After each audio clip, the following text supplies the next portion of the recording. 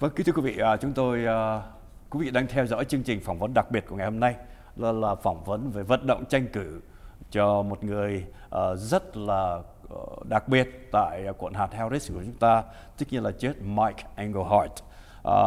Tiếp tục chúng tôi sẽ có những cái câu hỏi để được nghe, chính chúng ta được nghe vị chánh án là chia sẻ về đến với tất cả chúng ta trong ngày hôm nay. Judge Engelhart, back to the position or the new position that you are seeking for. That means for this campaign, right? That for the Court of Appeal. Yes, sir. Can you a little bit explain specifically what is mean appeal? Yes. So today in my court, if one side of the case will win the case, and the other side of the case will lose. You have a plaintiff and a defendant, and somebody wins and somebody loses, usually, at the end of the case. Well, if that's true, and you've lost your case, whether it's a civil case like in my court, or perhaps in a criminal trial court, if you are convicted and you're going to prison, you might want to have another court look at the outcome and decide whether it's right or wrong. So you would file an appeal to the Court of Appeals and ask that court, that higher court, change the outcome. Vâng, kính thưa quý vị, câu hỏi là cái chữ appeal đó, Court of Appeal có nghĩa là gì? Chúng ta thường hay nghe là appeal có nghĩa là kháng án, nhưng chúng ta hãy đi vào chi tiết một chút xíu hơn nữa. Có nghĩa là nói chung là các case, các trường hợp kiện nhau đó, thì cái cuối cùng thế nào có một người bị thua, hoặc là phải vô tù, hoặc là bị thua phải đền tiền. Nhưng mà trước khi mà những cái chuyện đó được thi hành đó, thì có một cái tòa khác gọi là kháng án, tức là mình không chịu hoặc là mình không có chấp nhận như vậy. Mà đây thì gọi là cái tòa kháng án, tức là mình hãy nhờ cái tòa này xem xét lại cái sự mà cái tòa kia đã quyết định như vậy đó có đúng hay không, có đúng theo luật hay không, có đúng theo cái thủ tục hay không. Nếu mà chúng ta cảm thấy nó không có công bằng thì đây là cái tòa mà cái chức vụ mà ông ta đang tranh cử kỳ này November 8 để mà tiếp tục cái công việc, nhưng mà là một cái nhiệm vụ mới, tức là về appeal. So this is more likely to review or honor the judgment from another court, that if they do it correctly, or the decision maybe some error. Right. So that's exactly what it's appeal for. That's right. I mean, we need this. Well, it is important part of Texas law, and most states have courts like this, courts of appeal, and it's part of due process. It's part of our Constitution that you have another court take another look at that decision and decide whether it was right or wrong, so that people can have their day in court and have a fair and just outcome. So, kính thưa quý vị, chúng ta vừa nghe đó, thì đương nhiên đây là cái phiên tòa, là cái tòa án mà chúng ta đôi khi mà vướng phải vấn đề về pháp lý, bị là người nguyên cáo hoặc là bị cáo, chúng ta rất là cần cái tòa kháng án. Nếu mà ở cái tòa này mà không thành công thì sẽ đi tới đâu, thưa ông quan tòa? If this court didn't make it, so where should they go to? In other words, if the Court of Appeals rules against one side or the other, which they will, they'll say this side wins and this side loses, just like in my court. Then there's another layer, and that's the final court. The final court, that is called the Texas Supreme Court. Yes, sir. The Texas Supreme Kính thưa quý Court. vị, thank you, Judge.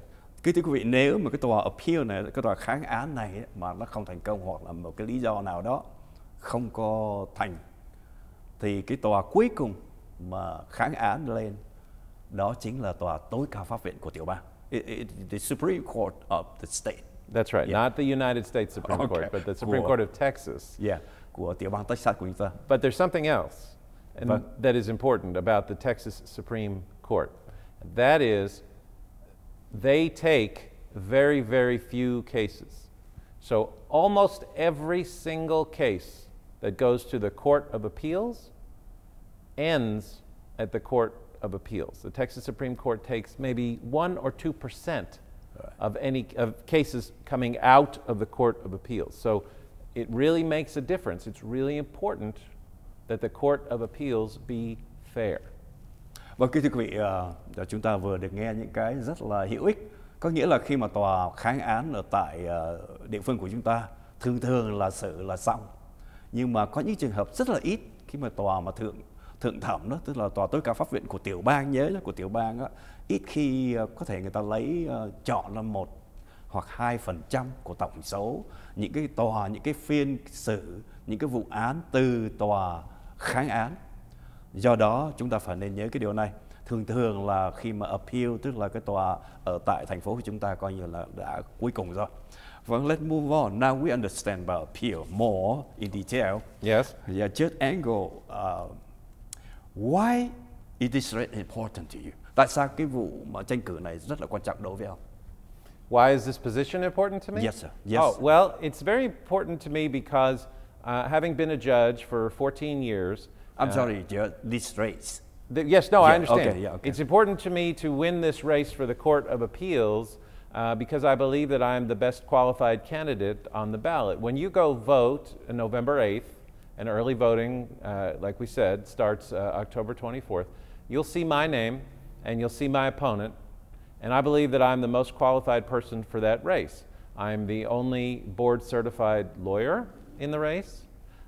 My opponent has never been elected to any other position, and I've handled a lot of Court of Appeals work when I was a lawyer, and I have to think about the Court of Appeals and what they will do when I sit as a judge today, because it's certainly possible that a case from my court will go to the Court of Appeals. So I'm the most qualified, I'm the most experienced, and I'm the only board-certified lawyer in the race. Vâng, kính thưa quý vị, ông ta nói ông rất là tin tưởng vào cái khả năng của ông ta, tức là ông là một người giàu kinh nghiệm, một người có đầy đủ những cái đẩm lược trong vấn đề mà tòa án, và đã từng là đang là quan tòa về dân sự 151, đã 14 năm rồi.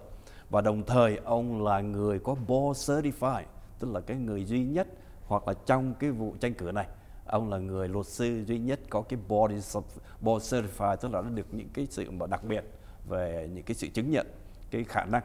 Cũng giống như đối với cái người mà đối nghịch với ông đó, hoàn toàn không có gì nhiều kinh nghiệm, cũng như là không có những cái khả năng về gọi là nói chung là về bằng cấp.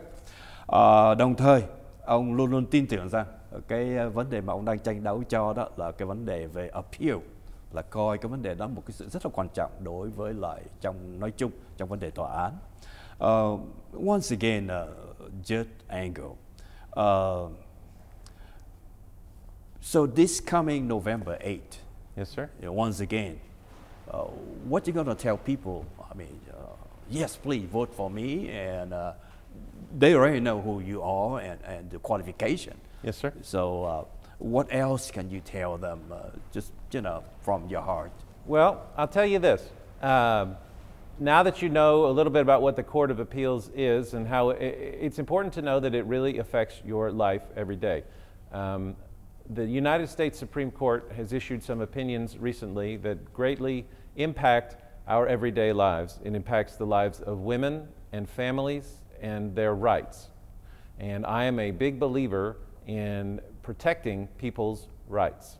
I think it's very important that we watch out and expand instead of reduce people's rights. And the other point that I want to make is, I bet you have a lot of viewers who are not just in Harris County, but also perhaps in Fort Bend County and maybe even Waller County.